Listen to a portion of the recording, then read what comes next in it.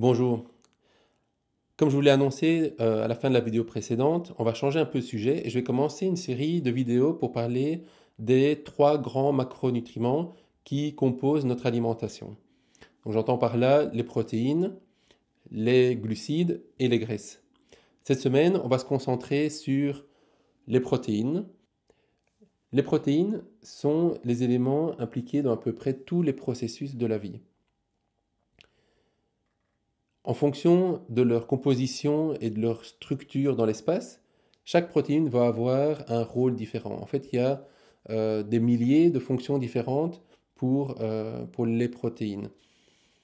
On va retrouver des protéines dans nos muscles, c'est celle qu'on connaît le mieux, mais on va trouver en fait des protéines un peu partout comme transporteurs d'éléments, l'hémoglobine, transporteurs de messages comme l'insuline, comme structure au niveau des tissus. On va retrouver des protéines pour digérer, les enzymes, et je ne vais pas tous les citer, mais donc on en retrouve à peu près partout dans le corps. Quand on parle de protéines en alimentation, on pense toujours à la viande.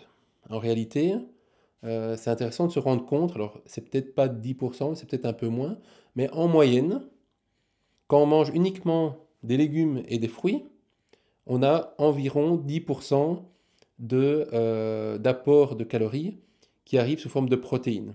Alors quand on sait que chaque gramme de protéines, c'est environ 4 calories, ça fait que pour une personne moyenne qui mangerait 2500 calories par jour, il aurait 250 calories de protéines. Ça veut dire entre 50 et 60 grammes.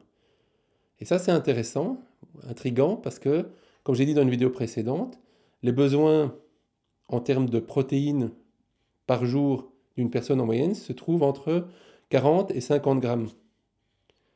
Donc, on a un apport dans les fruits et les légumes qui couvre en fait les besoins journaliers d'une personne moyenne. Les protéines sont en fait des structures complexes qui sont des chaînes d'acides aminés. Et la première chose que le corps doit faire quand il avale une protéine, c'est finalement de la décomposer en ses briques de base, les acides aminés, pour pouvoir construire ses propres protéines. La complexité, du coup, des protéines qu'on va avaler va modifier l'énergie nécessaire pour arriver à digérer ces protéines pour en faire les briques de base. Ceci dit, il y a l'idée que le corps a besoin d'un certain nombre d'acides aminés qui sont essentiels, c'est-à-dire qu'il ne peut pas produire lui-même. Et donc, il a besoin d'une source extérieure de ces acides aminés-là. On sait que la viande est une source complète d'acides aminés essentiels, contrairement à ce qu'on trouve dans les plantes. Ceci dit, c'est quand même marrant de se dire que le steak, qui contient donc ces fameuses protéines complètes, est en fait un morceau de vache et que l'alimentation principale et unique, normalement, de la vache, c'est de l'herbe. En résumé, cette vidéo avait comme objectif de vous faire comprendre 4 points. Premièrement, que les protéines sont à la base de tous les processus de la vie.